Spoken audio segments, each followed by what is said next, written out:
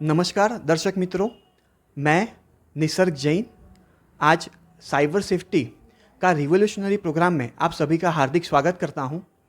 आज हम श्री नीरज भाई जैन एडवोकेट के साथ साइबर सेफ्टी के लिए हमारे देश की वीमेन क्या क्या कदम उठा सकती है और कौन से कानूनी माध्यम का उपयोग करके खुद की और खुद की बेटियों की रक्षा कर सकती है, उसके बारे में चर्चा करेंगे। श्री नीरज भाई जैन एडवोकेट हमारे साथ विराजमान हैं, तो आइए उनसे हम थोड़े कानूनी दावपेच की जानकारी लेते हैं। नीरज सर, आपका हार्दिक स्वागत है। धन्यवाद। सर, हम आपसे जानना चाहेंगे कि साइबर सेफ्टी के लिए आज साइबर सेफ्टी का इश्यू पूरे इंडिया में बहुत ही प्रसिद्ध हो चुका है। साइबर सेफ्टी में बहुत सारे केसेस और एफआईआर भी होती है, बहुत सारे क्राइम कमिट होते हैं, लेकिन उसकी लड़ाई के बारे में वीमेन को इतनी जानकारी नहीं है। तो हम आपसे थोड़े क्वेश्चन पूछना चाहेंगे, जो क्वेश्चन के आंसर कानूनी लड़ाई में हमारे देश की जनता को मदद करेगी। तो सर सबसे पहले मेरा सवाल आपसे ये है कि साइबर सेफ्टी के लिए और साइबर क्राइम किन किन लड़कियों के साथ हो सकता है?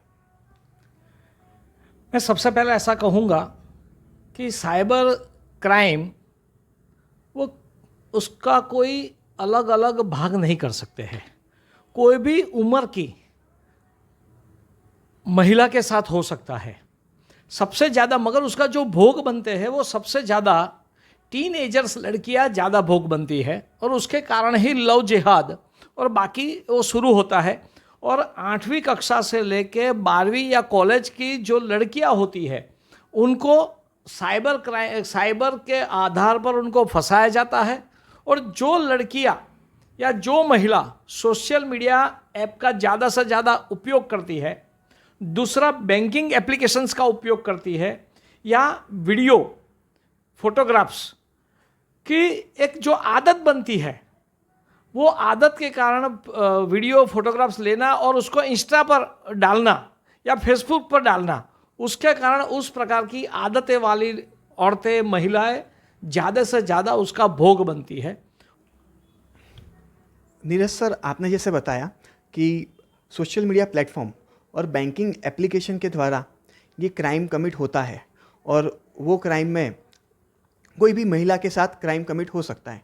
तो मेरा आपसे ये सवाल है कि ये जो क्राइम कमिट होता है उसके लिए लड़कियां क्या कदम उठाए कि जिसके कारण वो ये क्राइम से बच सके?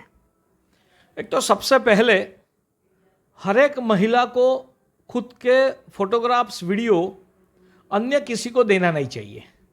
अपने इंस्टाग्राम या फेसबुक के पर जो प्रोफाइल है, जो वीडियो है, उसको लॉक करना चाहिए। दूसरी बात कि कोई भी संस्था या कोई भी ऐप के तहत आपसे आपकी डिटेल मांगे, आपके फोटोग्राफ्स मांगे, या आपके पास आपका जो भी पैन कार्ड है, या तो दूसरी जो भी जीपे है या भीम ऐप है या रुपी है, उसके अनुसंधान में भी अगर आपके पास कुछ डिमांड करते हैं, नहीं देना चाहिए।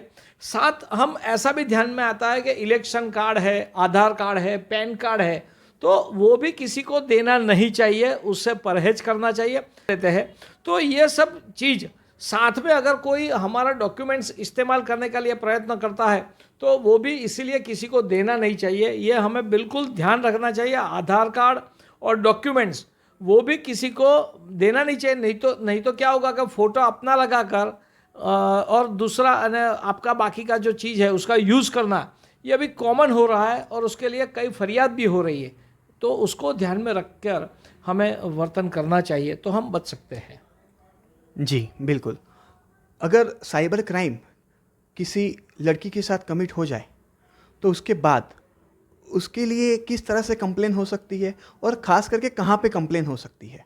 क्योंकि हमारे ध्यान में ये आया है कि साइबर क्राइम की जब हम कंप्लेन लेके पुलिस स्टेशन में जाते हैं तो पुलिस अधिकारी को पता नहीं होता है कि इसकी इन्वेस्टिगेशन कैसे करे या कहाँ से इन्फॉर्मेशन ले। तो उसके लिए आप थोड़ी जानकारी दीजिए। 100 नंबर पर पुलिस कंप्लेन, और बड़ौदा में सी टीम है तो बड़ौदा की सी टीम को कहो।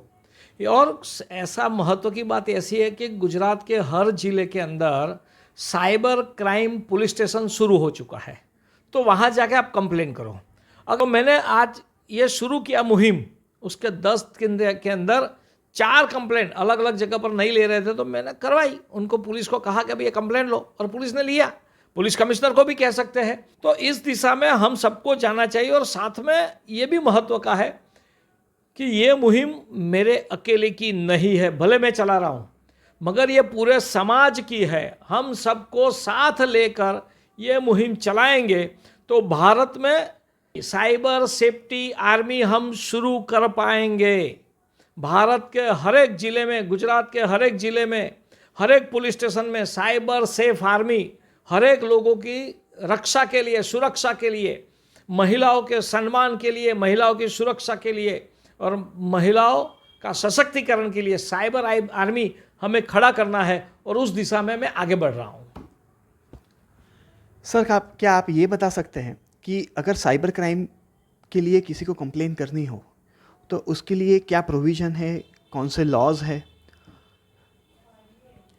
साइबर क्राइम के तहत अगर कंप्लेन करनी है तो सब जानते हैं, इंफॉर्मेशन टेक्नोलॉजी एक्ट की सेक्शन 65, 66B, 66C, 66D, 67।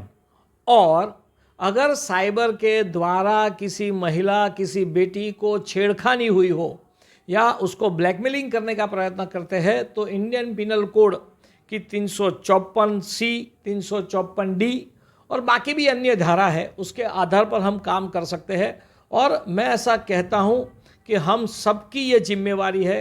अगर गुजरात में, बड़ौदा में, भारत में कहीं पर ऐसा होगा तो हम साइबर सेफ गर्ल की ये जो मुहिम चला रहे हैं, उस मुहिम के तहत सबको मदद करने के लिए भी तैयार है। मेरी धन्यवाद। खूब खूब धन्यवाद आपका जी। तो ये थे हमारे साथ श्री नीरज जैन एडवोकेट।